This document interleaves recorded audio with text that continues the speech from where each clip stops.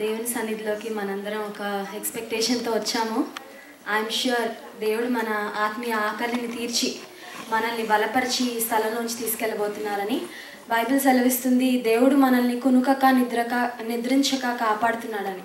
మనం నిద్రపోతున్న God is always awake to watch over us and take care of అస్.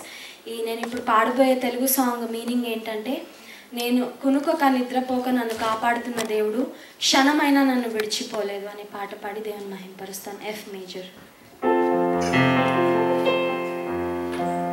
క్షణమైన నీవు నన్ను విడిచిపోలేదుగా,